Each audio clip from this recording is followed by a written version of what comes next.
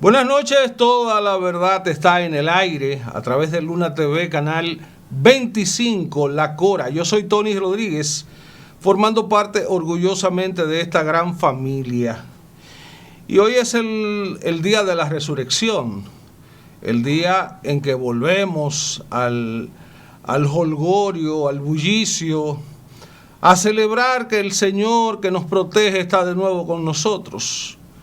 Esto tiene muchas interpretaciones, porque es una semana de recogimiento espiritual, de reflexión, de entrar en contacto con Dios y con los valores que sembró Jesucristo en la tierra.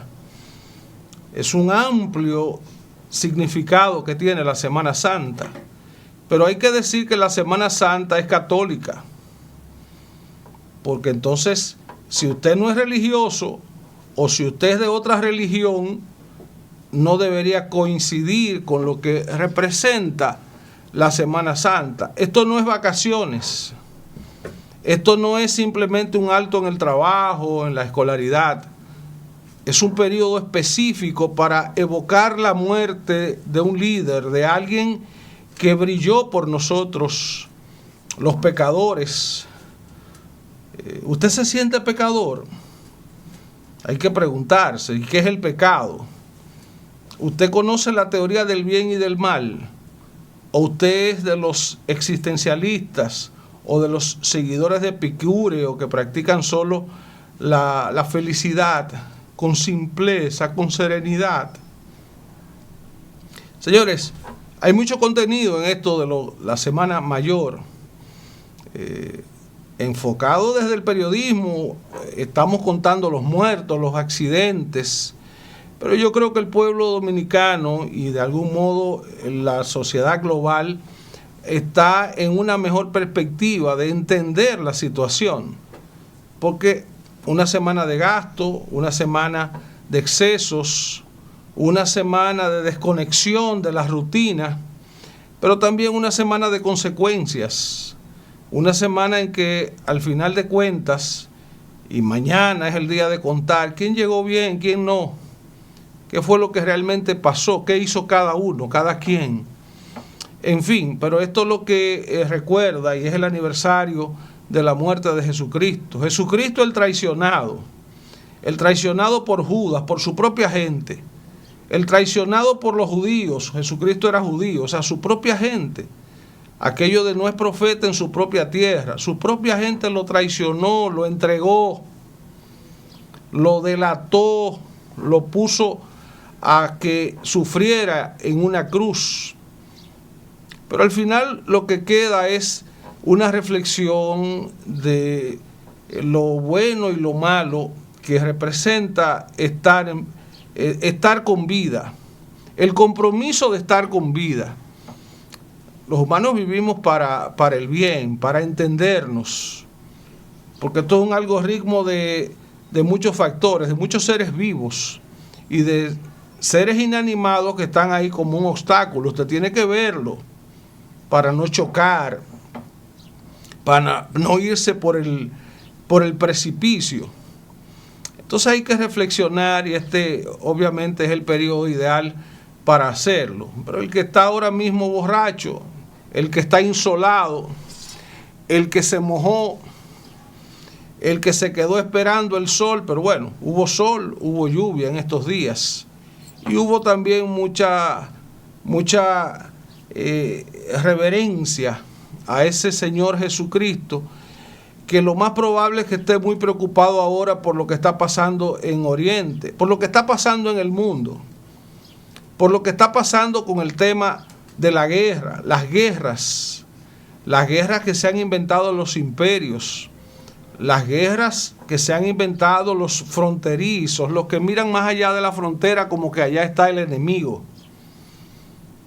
Sí, eso que está pasando, que está teniendo un componente, un punto, digamos, de hegemónico, que es el petróleo. O sea, lo de Venezuela huele a petróleo, lo de Irán huele a petróleo, lo del estrecho de Hormuz huele a petróleo, Y lo de Ucrania, Rusia, huele todavía algo más. Vamos a dejar eso para más adelante, porque yo quiero hablar del caso Senasa. Póngase la lupa o busque la linterna de Diógenes y vamos a analizar un poco el caso Senasa.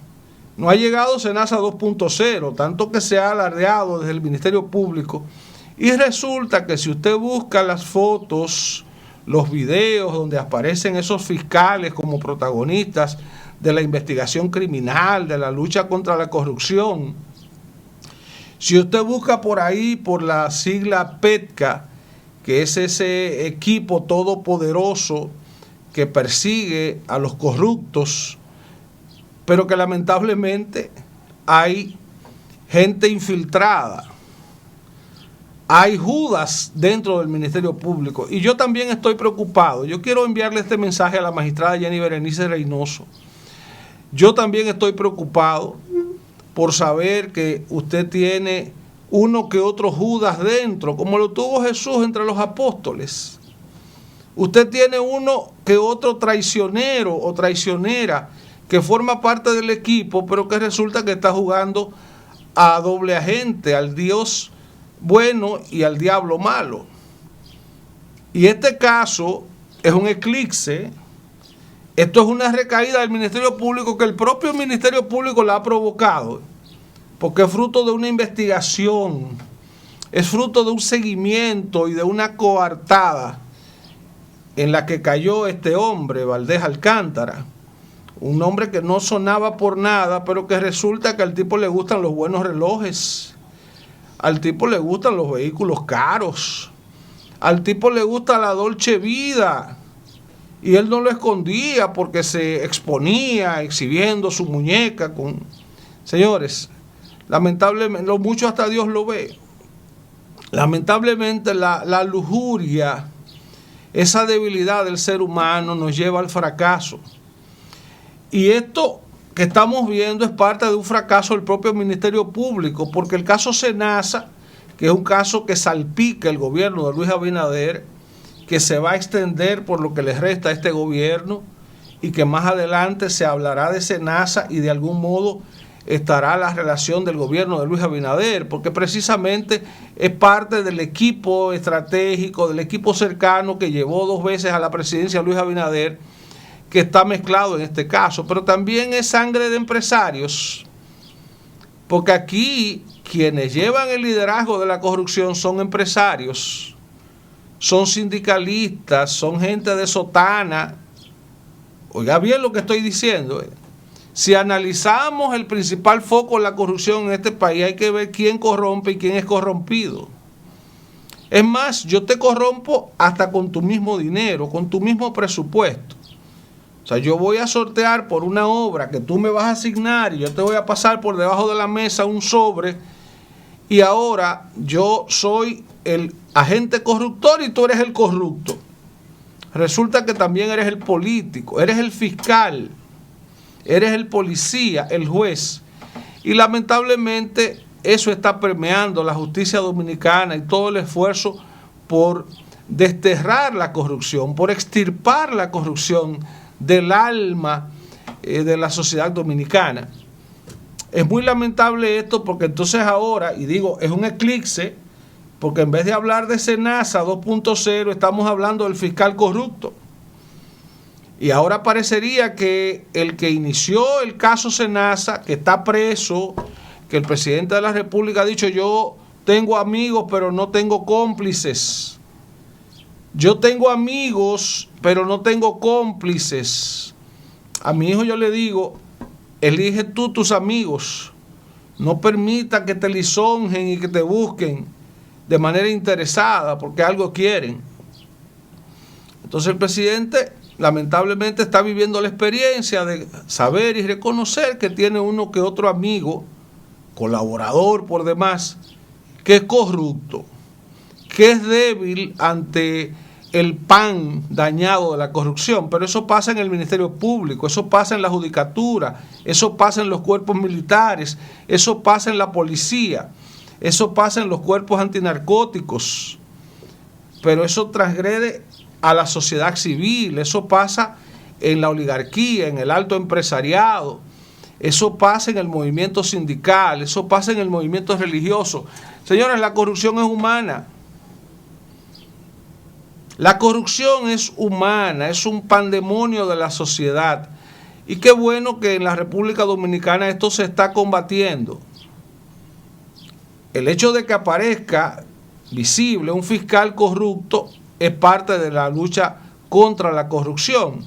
Pero el hecho de que aparezca un funcionario, un empresario, un político corrupto, eso es parte de la lucha contra la corrupción. Entonces, sí hay que reconocer que en el gobierno de Luis Abinader se han adelantado algunos pasos por poner en un punto visible la corrupción y hacer de la agenda del día a día el tema de combatir esto. Pero lo mismo hay que decir del Ministerio Público. La gestión que encabezó doña Miriam Germán, continuada ahora por Jenny Berenice Reynoso, o sea, tiene un viso de dignidad. Y sobre todo cuando golpean de frente a fiscales corruptos, porque es que hay Judas en todas partes. Hay Judas en todas partes.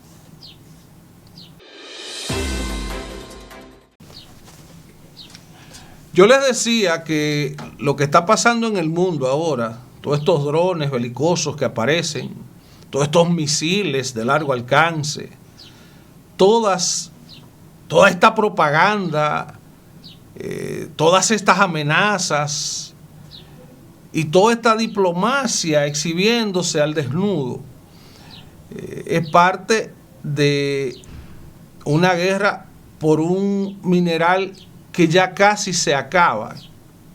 Por mucho petróleo que tenga Venezuela, por mucho petróleo que tenga Irán, el petróleo es un recurso que se agota, es un mineral no renovable que lo estamos extrayendo del fondo del mar, del fondo de la tierra, y entonces poco a poco vamos quemando ese petróleo y vamos filtrando la capa de ozono, vamos provocando el calentamiento global y otras desgracias. Por algo le llaman el oro negro. Y cuando el presidente Abinader hace un llamado, una reflexión al pueblo, a la sociedad en general, a los sectores productivos, a la clase media, a los más pobres, a los más ricos, señores, hay que practicar la austeridad, eso tiene su tiempo. Si usted sabe disfrutar cuando es tiempo de abundancia, también sepa sacrificarse cuando es tiempo de austeridad.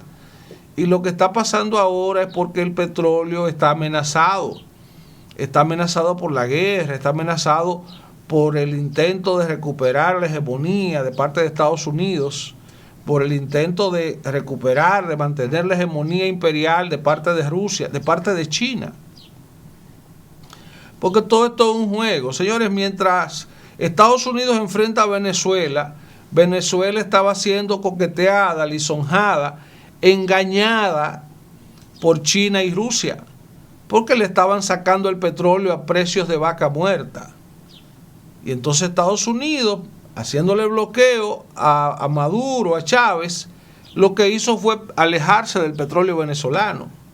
El interés que tenía Estados Unidos dentro de Venezuela se perdió, se alejó cuando se dio ese conflicto entre Venezuela y Estados Unidos. Pero ¿qué pasa del otro lado? El conflicto entre Estados Unidos e Irán, porque esto es como una guerra que Estados Unidos se metió, el problema era con Israel. El problema de Irán comienza por la situación en Gaza, Israel-Palestina.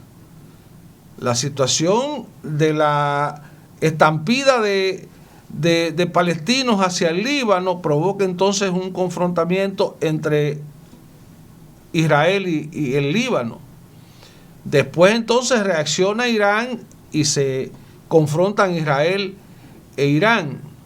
¿Y qué busca Estados Unidos en esto? Hay que proteger los intereses de Israel. Señores, Israel es parte de la estrategia de Estados Unidos por establecer una hegemonía en esa zona de Medio Oriente. Hay que verlo así. Y cuando la guerra pérsica, la guerra del Golfo Pérsico, primero Irán e Irak en los años 80, ahí estaba Estados Unidos sacándole dinero por un lado a Irán. Acuérdense el caso Irán Gate, que era en los tiempos de Reagan sacarle dinero a Irán para dárselo entonces a los grupos antagonistas en Nicaragua. Pero por otro lado está Irak, que se está alimentando de otro suplidor, y entonces ahí están los productores de armas rusos y americanos haciendo el gran negocio con una guerra que no es suya. Pero después vino la batalla de las batallas, la guerra de Estados Unidos contra Irak, cuando sacaron de golpe y porrazo a uno de los dictadores. Y ahora estamos viendo esta gran guerra entre Estados Unidos e Israel en bloque, peleando contra Irán y algunos aliados más. Pero todo esto tiene un componente estratégico que está a punto de desgreñar el planeta. ¿Usted quiere entenderlo de otra manera? Lo que está a punto de suceder, usted está ahora mismo disfrutando de la señal de las redes. Si Irán corta el cableado en la zona del estrecho de Hormuz, se produce automáticamente una desconexión de la internet global. Para que usted vea que eso le puede afectar directamente. Pero si usted está pagando hoy el galón de gas a más alto precio, el consumo de combustible derivado de petróleo a más alto precio, es por lo que está pasando en Medio Oriente. Pero estamos desconectados, estamos de fin de semana de playa, estamos en otra cosa. Señores, hay que despertar. Hay que despertar porque el horno no está para galletitas. Es un momento de mucha expectación porque lo que está pasando puede ser aún más complicado, puede ser aún mayor. Pero nosotros tenemos un pensamiento local. Hay gente que está pescando en río revuelto para tratar de ganarle la batalla de la imagen al gobierno, y así un sector de la oposición va ganando las elecciones del 2028. Así es que piensan los mentecortas de aquí. Se atreven mañana a prender el país para desgastar la imagen de un gobierno y así que la oposición gane terreno. Yo estaba buscando a raíz de una campañita que vi en las redes que decía que el café en este país ha subido de precio en los últimos 8 años. Vaya usted a la IA de Meta o váyase para OpenAI, vaya a buscar a Google información. O sea, ¿qué está pasando con el precio del café en ese periodo que está tratando de ridiculizar la oposición aquí en el país? Señores, el café ha incrementado su precio a nivel global por el problema del cambio climático, por trabas aduanales, por situación de que se ha disminuido la producción en ciertos lugares y en otros no están manejando bien el mercado, porque de los altos precios del café debería estarse vanagloriando ahora Colombia, que es el mayor productor, Brasil, Nicaragua, Costa Rica, que son grandes productores de café. Nosotros hace tiempo que perdimos esa vocación. Cuando usted se está tomando un cafecito, aquí usted no sabe dónde sembraron ese grano. Entonces le estamos echando culpa al gobierno porque el sector privado que produce café lo está vendiendo más caro. Váyase a beber otra marca, váyase a beber el Juan Valdez o el Bustelo a otro lado y pregunte si está bajando de precio. Es una situación global. Entonces lo que está pasando ahora con los precios del petróleo se va a reflejar en la energía eléctrica. Cuando la tarifa le llegue más cara es por la situación que hay en el Medio Oriente. Cuando se le vaya la luz es porque el gobierno no está poniéndose al día con la factura porque no tiene cuartos para pagar el aumento del precio de los combustibles. Entonces lo que el gobierno está tratando de manejar con acciones de relaciones públicas, de cierto maquillaje, diciendo tenemos recursos, tenemos un fondo de contingencia ahí para soportar la crisis, pero ¿cuánto tiempo más, Abinader?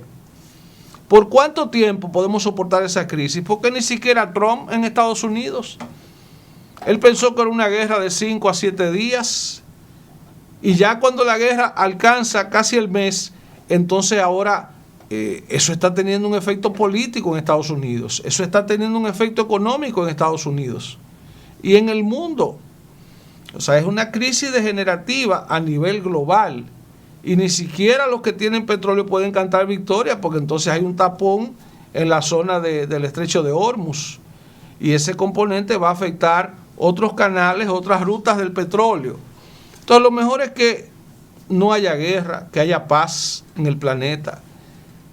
Pero en lo que los grandes que están en pleito se ponen de acuerdo, los chiquitos tenemos que aprender a ser austeros. Tenemos que aprender a apretarnos el cinturón. Esa es la historia.